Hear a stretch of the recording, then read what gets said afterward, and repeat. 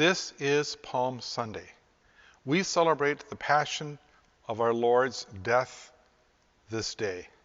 And we reflect upon it, and we can certainly identify with that and walk with the Lord as he invites us to today and this week. We just heard the reading of the Lord's Passion. Imagine what was going on at that time, what it was like for them. There was chaos, there was fear, the potential for death. People were running and hiding. All these things were going on. And after Jesus' death and his burial in a tomb, where were the disciples? They wanted to be safe. They wanted to stay safe. They were in hiding. They were in a locked room. Now, doesn't this sound familiar? It sounds like what we are going through right now with the coronavirus that's happening not only here but throughout the whole world.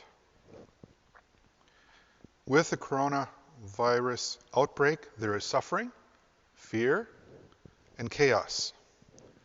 We need Christ.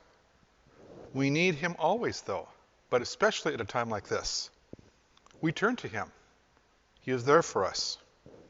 So the challenge of Holy Week is clear and has a different message maybe for us this year because of what we're experiencing of something that has never, ever happened to us before. So we reflect on the Lord's Passion. What a wonderful opportunity this is for us. He died for us. We do not deserve what he did for us. We do not. We are unworthy. This week reminds us that our lives are also filled with suffering too. So we can identify with the suffering Christ. We are not exempt from suffering. Christ willingly and freely embraced the cross. He did not exempt himself from suffering either. Sometimes people say, why is this happening to us? Why is this happening to me? Why would God allow this to happen? But Christ was not exempt either. He suffered. He died. We are called to identify with that, with Christ. You know, I'm so overwhelmed by the people on the front lines of this pandemic.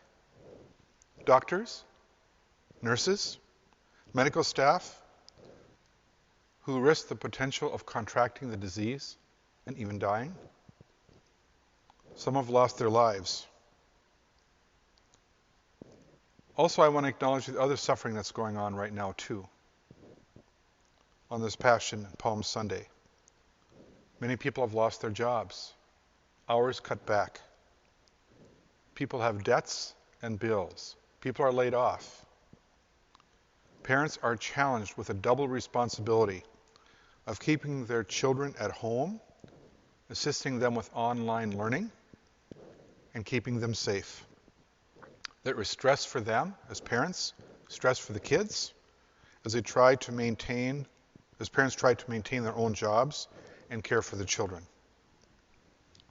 People who work in other essential services also experience stress, frustration, and suffering.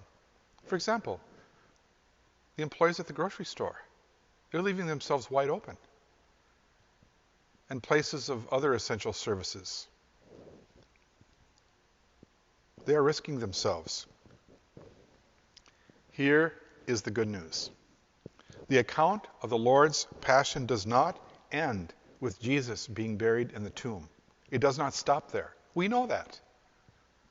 That is the good news for us. He rises. He is alive. He is there for us. In the midst of suffering, we are lifted up because we are a people of hope. So even in the midst of what we're experiencing right now, we are filled with hope. So, for Holy Week, let the church lead you.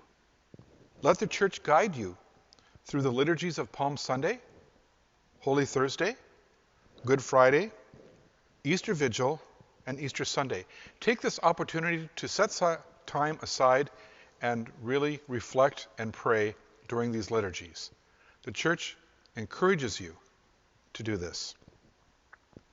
It is possible here at St. Alphonsus we will have online streaming for the liturgies of Holy Thursday, Good Friday, Easter Vigil, and Easter Sunday.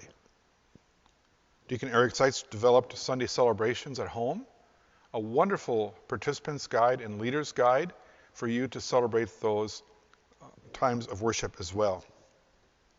You're also invited to stop by the church to pick up blessed palms. Another way to connect as we identify with our faith is to stay connected by going on our webpage. There are many different opportunities there. Call fellow parishioners who may be experiencing isolation, especially those living alone.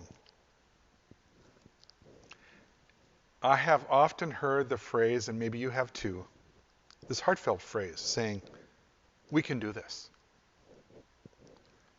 The response I'd like to give is, yes, we can. Christ gives us hope. So let us embrace our crosses and experience the grace and the gift of hope that Jesus Christ can give us through the passion of our Lord Jesus Christ.